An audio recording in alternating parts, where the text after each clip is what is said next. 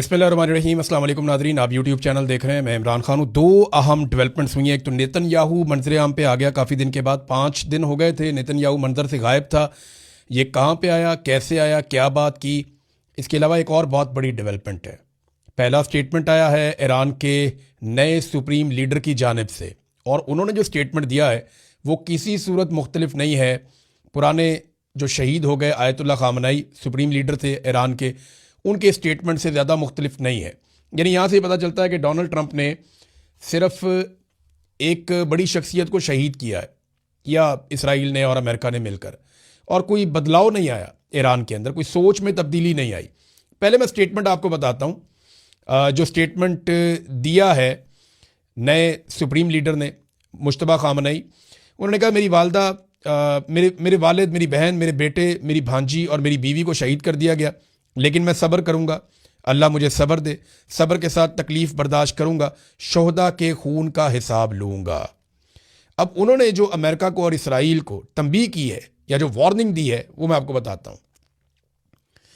Mushtaba Khamenei का जो पहला स्टेटमेंट है उसमें वो कहते हैं कि अमेरिका मशरिक़ वस्ता में अपने फौजी अड्डे बंद करे वरना हमले जारी रहेंगे, यानी ईरान हमले बंद नहीं करेगा। फिर उन्होंने कहा कि एक एक शहीद के खून का हम बदला लेंगे, हर उस शख्स के खून का हिसाब लेंगे जो हालिया जंग और हमलों में शहीद हुआ। अपने शोहदा के खून के बदले के हक से हरगिज दस्तबरदार नहीं होंगे। ये जनाब एक अज़म है आयतुल्ला मुश्तबा खामनेई का। और साथ ही उन्होंने कहा कि अमरीकी फ़ौजी अड्डे फौरी तौर पे बंद होने चाहिए। जब तक वो बंद नहीं होंगे खित्ते में, तब तक हम अपने हमले जारी रखेंगे। उन्होंने कहा कि मौजूदा हालात में मेरी जिम्मेदारियां बहुत बढ़ गई हैं और वो कौम की हमायत को अपनी सबसे बड़ी ताकत समझते हैं।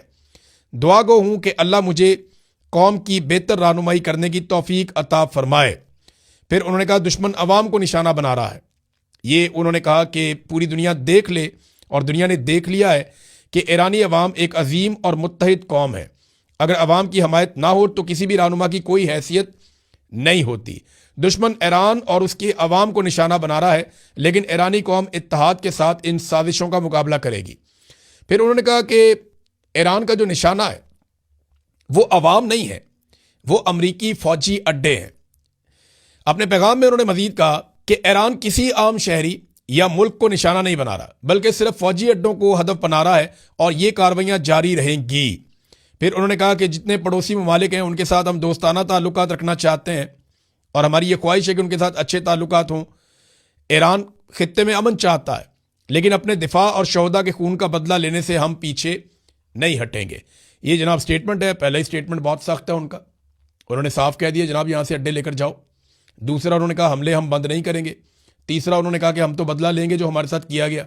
चौथा उन्होंने कहा कि दुनिया देख ले कि ज्यादती हमारे साथ हुई है, हमने नहीं की। अब जो नेतन्याहू आया मंजर आम पे, ये 5 दिन के बाद आया, और नेतन्याहू के बारे में कुछ आइडिया नहीं था कि ये किधर चले गए हैं। लेकिन अब पता चला कि नेतन्याहू ने किसी नामालूम मुकाम से एक प्रेस कॉन्फ्रेंस की है।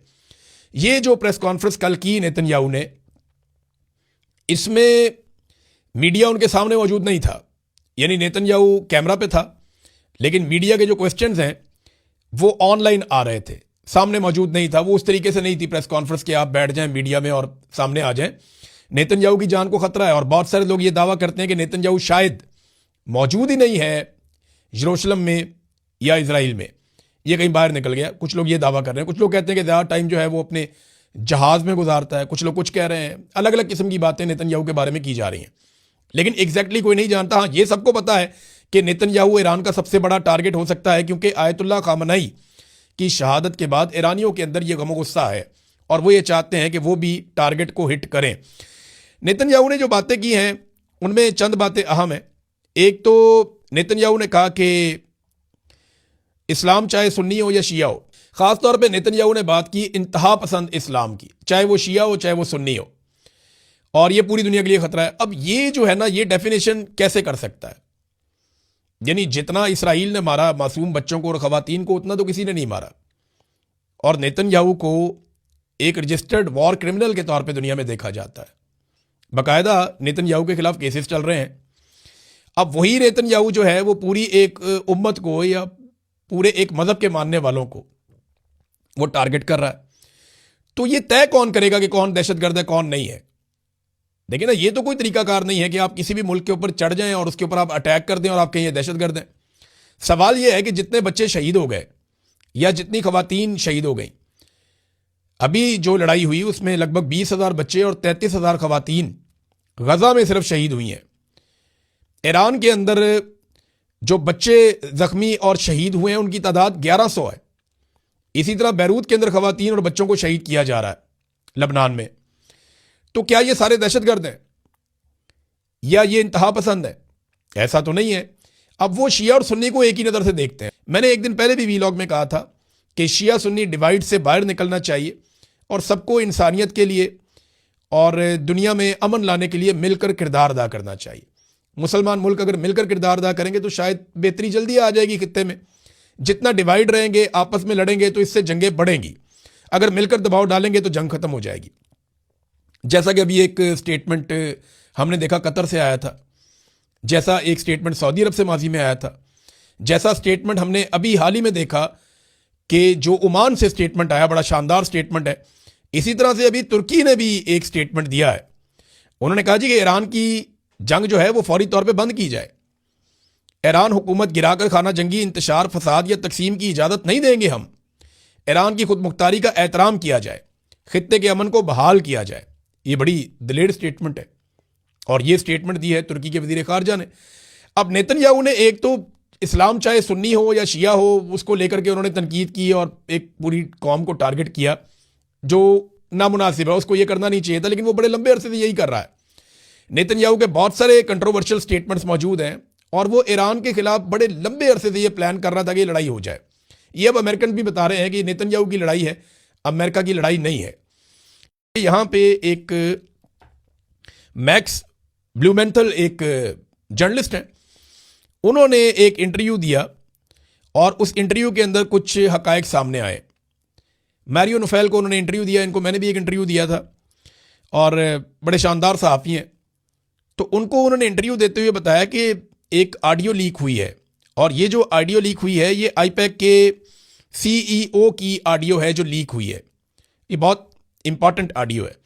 उसमें वो बताते हैं कि ये बताया जा रहा है कि जॉन रेडक्लिफ हो, मार्को रूबियो हो या माइक वॉलेट्स हो, ये वो लोग हैं जो अमेरिकन एडमिनिस्ट्रेशन के अंदर हैं, लेकिन वो इसराइल के साथ या मुसाद के साथ बहुत अच्छी तरह जुड़े हुए हैं और वो इसराइली मफादात का तहफ़्फ़ुज़ करते हैं अमेरिकन एडमिनिस्ट्रेशन में, जो इस वक्त डोनाल्ड ट्रंप की गवर्नमेंट है।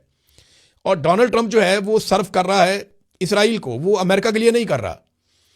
वो एक्चुअली जो इसराइल चाहता है वो कर रहा है। अब इस किस्म की ऑडियो लीक होने के बाद बहुत सारी चीज़ें मज़ीद क्लियर हो गई हैं। बल्कि उसने ये भी बताया कि 40 साल से इस मनसूबे पर काम किया जा रहा है कि ईरान को ख़त्म किया जाए और 30 साल पहले ये आश्कार भी हो चुका था। इसमें बहुत सारी चीज़ें पहले भी सामने आ चुकी हैं और अब भी चीज़ें सामने आ रही हैं।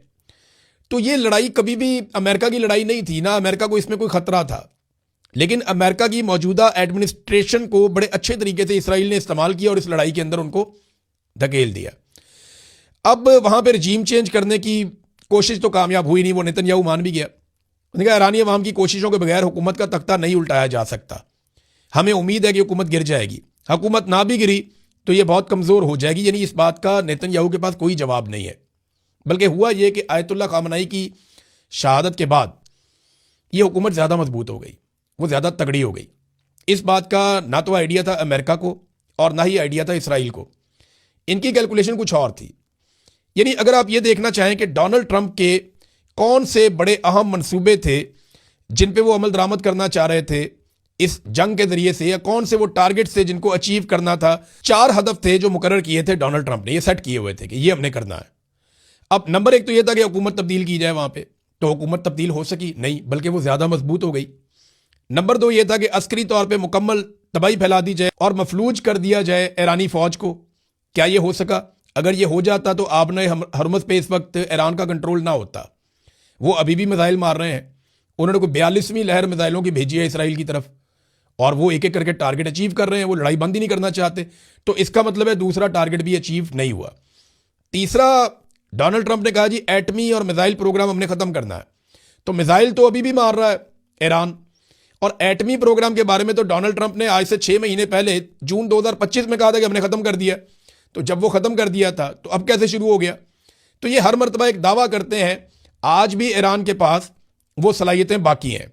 चौथा ये था कि जो ईरान का एक प्रॉक्सी नेटवर्क है पूरे खित्ते के अंदर, वो ख़त्म कर दिया जाए। यानी ईरान जो सपोर्ट करता है हिजबुल्लाह को या हमास को या बाकी जगहों पे जो सपोर्ट करता है, वो नेटवर्क ख़त्म हो जाए, या हौसियों को सपोर्ट करता है, वो और तगड़े हो गए।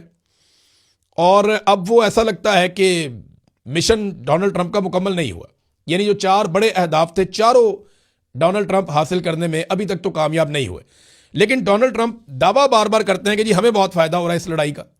डोनाल्ड ट्रंप ने यह भी कहा कि जब दुनिया में पेट्रोल महंगा होता है तो अमेरिका को उसका फ़ायदा होता है, क्योंकि अमेरिका अपना पेट्रोल जो है, इजाफी बहुत ज़्यादा पेट्रोल है हमारे पास, तो हम दुनिया को महंगा बेच देते हैं। लेकिन हकीकत इसके बरक्स है। इस वक्त इस जंग में जो पेट्रोल महंगा हुआ, उसका सबसे ज़्यादा फ़ायदा किसने उठाया? वो रशिया ने उठाया। रूस जो है उसके ऊपर जो पाबंदियां थी वो अब उस तरह से नहीं है। दुनिया रशिया से पेट्रोल लेना शुरू हो गई है और रशिया के जहाज़ों को कोई नहीं छेड़ता। वो जा रहे हैं दुनिया में और पेट्रोल दे रहे हैं। वजह यह है कि यहाँ खलीज से पेट्रोल रुक गया तो कहीं से तो पूरा करना था, तो रशिया ने अपनी रसद बढ़ा दी है। अच्छा, 2 लोग अपना पेट्रोल ज़्यादा कर चुके हैं। एक तो ईरान पहले से ज़्यादा पेट्रोल रवाना कर रहा है इसी खित्ते में से, तो ईरान ज़्यादा पैसा बना रहा है पेट्रोल की मद में। और दूसरा अगर आप देखें तो रशिया का पेट्रोल पहले से ज़्यादा बिक रहा है। एक रिपोर्ट के मुताबिक $150 मिलियन इजाफी रोज़ाना कमा रहा है रशिया। जितने पैसे रोज़ कमाता था उससे $150 मिलियन ये रोज़ाना रूस कमा रहा है। दूसरी जानिब यूक्रेन की मदद करने के लिए, उसको असला देने के लिए यूरोपीय ममालिक अपना हेल्थ का बजट, अपना एजुकेशन का बजट, वो उसको कम कर रहे हैं। रिपोर्टें हैं, आप जाके पढ़ लें। यानी यूरोपीय ममालिक अपना हेल्थ का और एजुकेशन का बजट कम कर रहे हैं कि हम यूक्रेन को हथियार दें और वो मुकाबला करें रशिया का। और दूसरी तरफ अमेरिका ने जो इकदाम उठा लिए हैं, उनके बाद रशिया को वैसे ही फायदा हो रहा है कि उनका पेट्रोल ज़्यादा बिक रहा है और वो इजाफी $150 मिलियन रोज़ाना का कमा रहा है। तो रशिया की तो चांदी हो गई। अब ये जो यूरोपीय ममालिक हैं, इनको जाके पूछना चाहिए डोनाल्ड ट्रंप से कि आप तो कहते हैं मुनाफा आपको हो रहा है, लेकिन यहां पे चांदी हो गई है प्यूटन की, लेकिन यहां पे चांदी हो गई है प्यूटन की और पैसा बना रहा है रशिया। और इंडिया जो है वो रशिया का तेल खरीद रहा है। अमेरिका को कोई एतराज़ नहीं है, अमेरिका ने उनको इजाज़त दे दी है, लेकिन पाकिस्तान नहीं खरीद सकता, पाकिस्तान को इजाज़त नहीं मिलती। हालांकि फेवरेट फील्ड मार्शल पाकिस्तान वाला है, हालांकि सबसे अच्छा वज़ीर आज़म जो आंखें भी मारता है, पॉलिश भी करता है, तारीफ़ें भी करता है, सलूट भी मारता है, जब कहो खड़ा हो जाता है, जब कहो बैठ जाता है। तो ऐसा वज़ीर आज़म भी कहीं नहीं मिलेगा ना। इतना अच्छा टॉय तो चाइना भी नहीं बनाता जितना अच्छा उनको मिला हुआ है डोनाल्ड ट्रंप को। तो फेवरेट बंदे यहाँ पे है, लेकिन फ़ायदा इंडिया को हो रहा है। यानी पाकिस्तान से लिया जा रहा है टैरिफ 19% और इंडिया से 18%। यानी इंडिया का जो पासपोर्ट है उसकी 2 दर्जे बेहतरी हो गई और पाकिस्तान की 2 दर्जे तनज़ली हो गई। इंडिया के ऊपर पाबंदी नहीं लगी, लेकिन पाकिस्तान के वीज़ास के ऊपर पाबंदियां लगा दी अमेरिका ने। अब अगर ये सारी चीज़ें आप प्लस माइनस करें तो डोनाल्ड ट्रंप को सिर्फ 2-3 लोग पसंद है पाकिस्तान में, क्योंकि वो डोनाल्ड ट्रंप का काम करते हैं। लेकिन बतौर मुल्क डोनाल्ड ट्रंप को इंडिया पसंद है। वो फायदा इंडिया को दे रहा है, कारोबार इंडिया के साथ कर रहा है। अभी रिलायंस ग्रुप के साथ मिलकर वो एक बड़ी रिफाइनरी लगाने जा रहे हैं और ये इन्वेस्टमेंट भी अमेरिका में हो रही है। लिहाजा अमेरिका का झुकाव इंडिया की तरफ रहेगा, पहले भी था। पाकिस्तान में सिर्फ उनको 2-4 कठपुतलियां मिल गई हैं फॉर द टाइम बीइंग। और देखें ना, अभी ये बात अमेरिकन कह रहे हैं, उनके दिफाई तजियाकार भी कह रहे हैं, उनकी गवर्नमेंट के ऑफिशियल भी कह रहे हैं कि अगर हमारे पास बगराम एयरबेस होती तो हम ईरान के ऊपर ज्यादा बेहतर अटैक कर सकते।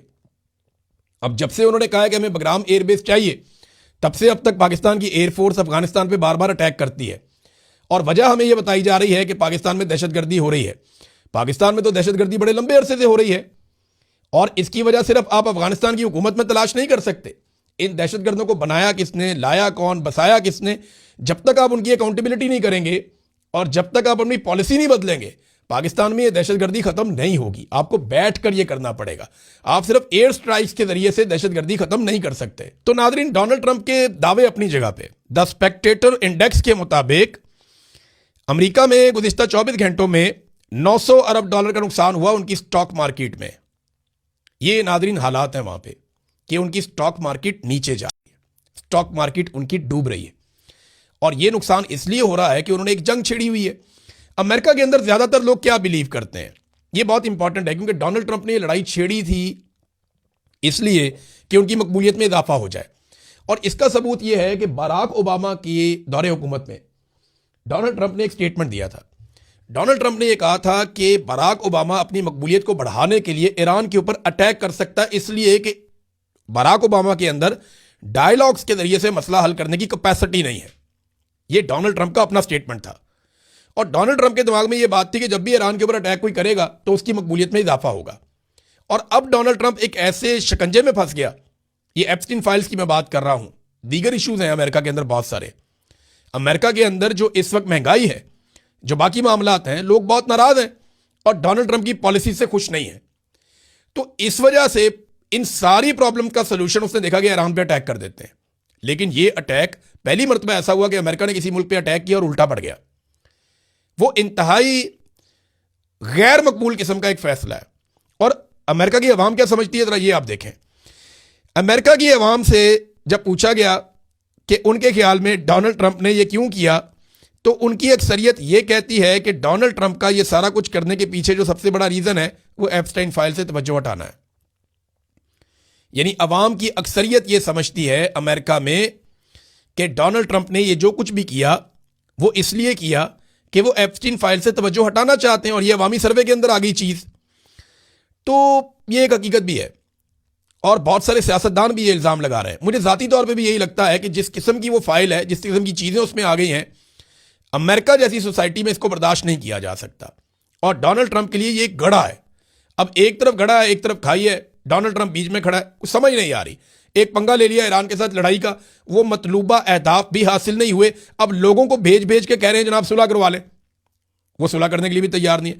बल्कि यहां पर डोनाल्ड ट्रंप ने एक धमकी लगाई। डोनाल्ड ट्रंप ने कहा कि जी 1 घंटे के अंदर हम ईरान की बिजली पैदा करने की सलाहियत को खत्म कर सकते हैं, लेकिन हमने अभी तक ऐसा किया नहीं। देखें, ये ग्रिड के ऊपर मारेंगे और जो तवानाई का पूरा सिस्टम है ईरान का, उसको तबाह कर देंगे। ये अमेरिकन को इसका आइडिया है ये कैसे करना है, ये इजरायली भी जानते हैं कि ये कैसे करना है। और उसके बाद ईरान में एक शटडाउन हो जाएगा, ईरान के अंदर बिजली का सारा निज़ाम दरमबरम हो जाएगा और फिर वहां बिजली नहीं होगी। लेकिन इसके बदले में ईरान क्या करेगा, तो वो स्टेटमेंट भी आप देख लें। जैसे ये स्टेटमेंट दिया डोनाल्ड ट्रंप ने कि हम 1 घंटे के अंदर ईरान की बिजली पैदा करने की सलाहियत को खत्म कर सकते हैं, लेकिन हमने अभी तक ऐसा नहीं किया। अब इसका जवाब है वो डॉक्टर अली लारंजानी, ये उन्होंने जवाब दे दिया ईरान की जानिब से और उन्होंने कहा कि अगर ट्रंप ऐसा करता है, यानी वो हमारी बिजली बनाने की सलाहियत या तवानाई का सारा सिस्टम जो है उसको दरम बरम कर देता है, तबाह कर देता है 1 घंटे में, तो आधे घंटे से भी कम वक्त में पूरा खित्ता अंधेरे में डूब जाएगा। और यह अंधेरा अपनी जान बचाकर भागने वाले अमेरिकी फौजियों का शिकार करने के लिए भरपूर मौका फराहम करेगा। ये बात आपको समझ आ रही है? उनका मतलब यह है कि अगर हमारे आप एनर्जी का इंफ्रास्ट्रक्चर पूरा तबाह कर देंगे तो हम पूरे खित्ते का तबाह कर देंगे। यानी फिर उसके बाद किसी मुल्क के अंदर लाइटें नहीं जलेंगी, उसके बाद किसी मुल्क के अंदर जो है बिजली का पूरा इंफ्रास्ट्रक्चर काम नहीं कर रहा होगा। और अगर बिजली बंद हो गई और पावर सोर्सेज आपके खत्म हो गए तो उसके बाद जो आपके ऑपरेशंस हैं वो भी रुक जाएंगे और जो लोग यहां से निकलना चाहते हैं, चाहे वो अमेरिकन फौजी हैं या कोई भी हैं, वो निकल नहीं पाएंगे और ज्यादा वुल्नरेबल हो जाएंगे। उनके ऊपर ज्यादा हमले करना आसान हो जाएगा, उनका शिकार करना आसान हो जाएगा। ये स्टेटमेंट जनाब अली लारंजानी ने दिया है डोनाल्ड ट्रंप के स्टेटमेंट के जवाब में। अच्छा, यही स्टेटमेंट जो है वो ईरान के फौजी जो तर्जुमान है उन्होंने भी, जैसे DGISPR हमारे ऐसे ही उनके भी फौजी तर्जुमान है, उन्होंने भी ऐसे एक स्टेटमेंट दिया है। उन्होंने कहा जी अगर हमारी तवानाई की तनसीबात को निशाना बनाया गया तो हम पूरे मशरिक़ वस्ता की गैस और तेल की तनसीबात को तबाह कर देंगे। ईरान ने अमेरिका और इसराइल को खबरदार किया है कि तवानाई के इंफ्रास्ट्रक्चर पर हमले खित्ते में बड़ी और खतरनाक कशीदगी को जन्म देंगे। देखिए, ये बात सबको समझ जानी चाहिए कि ईरान ने अभी तक जो कहा वो उसने करके दिखाया। जब इन्होंने कहा जी कि हम अमेरिका और इसराइल ने कहा कि हम ईरान के ऊपर अटैक करेंगे, उन्होंने पहले कहा था कि हम आपके जितने फौजी अड्डे हैं सबके ऊपर अटैक करेंगे, हम आपके बहरी बेड़ों के ऊपर अटैक करेंगे, हम इसराइल के ऊपर वापस अटैक करेंगे। जो जो ईरान ने कहा उसने वो किया। जिस तरह के हमले ईरान के ऊपर हुए उस तरह के हमले उन्होंने वापस किए। और अब ईरान ये कह रहा है कि अगर हमारे तवानाई के इंफ्रास्ट्रक्चर को तबाह किया तो हम पूरे खित्ते की सारी बिजली बंद कर देंगे, फिर तेल के और गैस के जो ज़खायर हैं उनके ऊपर भी अटैक करेंगे। और ये इतना बड़ा नुकसान हो जाएगा पूरे रीजन का कि कई सालों तक इनकी कमर सीधी नहीं होगी। अरब ममालिक को हर हाल में ये जंग रोकनी होगी। याद रखिएगा कि अरब ममालिक डिज़ाइन ही नहीं हुए जंग के लिए। उनका जो डेवलपमेंट का मॉडल है वो किसी और तरह का है। वो शीशे के बने हुए मुल्क हैं, बहुत खूबसूरत, बड़े हसीनो जमील, वो पुरअमन रहने में ही उनकी बका है। लड़ाई करेंगे तो उनकी बहुत कीमती चीजें तबाह हो जाएंगी, बहुत बड़ी बर्बादी हो जाएगी। वहां पे अरबों खरबों डॉलर लगे हुए हैं। तो अरब ममालिक को जंग सूट नहीं करती, हर हाल में उन्हें जंग खत्म करनी है। नाज़रीन, आखिर में मैं आपको बताता हूं, एक तैयारा भी तबाह हो गया, एक और तैयारा है ये अमेरिका का। हर दिन कोई ना कोई अमेरिका का बड़ा नुकसान हो जाता है और कोई ना कोई खबरें आती रहती हैं। कभी तैयारा इराक में गिर गया, कभी ईरान में गिर गया, कभी तैयारे जो हैं वो कुवैत के अंदर गिर गए, कभी कहीं और गिर गया। तो अमेरिका का नुकसान हो रहा है, उनके रडार सिस्टम तबाह हो गए। और अब जो फ़िज़ा है पूरी मशरिक़ वस्ता की, वो ईरान के लिए उस लेवल तक खुली है कि उनके मिसाइल में देख रहा था जाते हैं और जाके लगते हैं। एक वीडियो बड़ी वायरल हो रही है जहां पे 4 इंटरसेप्टर्स ने ईरानी मिसाइल को रोकने की कोशिश की और वो चारों को डिसीव करके जाके टकरा गया। तो अब जो मिसाइल वो इस्तेमाल कर रहे हैं उनकी रफ्तार बहुत ज़्यादा है, वो इतने आराम से कंट्रोल नहीं हो रहे। तो रीफ्यूलिंग करने वाला एक तैयारा है KC-135, ये अमरीकी फ़िज़ाइया का तैयारा इराक में गिरकर तबाह हो गया। 6 लोग इसमें भी बैठे हुए थे। तो अमेरिका का जंग में नुकसान हो रहा है, लगातार नुकसान हो रहा है, हथियारों का नुकसान हो रहा है। और सबसे बढ़ के जो अमेरिका का नुकसान हो रहा है वो उसकी क्रेडिबिलिटी जा रही है। जो चौधराहट उसके पास थी, जो क्राउन उसके सर के ऊपर था, वो उसके हाथ से निकल रहा है। अब तक के लिए इतने, अपना ख्याल रखिएगा, अपने इस चैनल का भी। अल्लाह हाफिज़।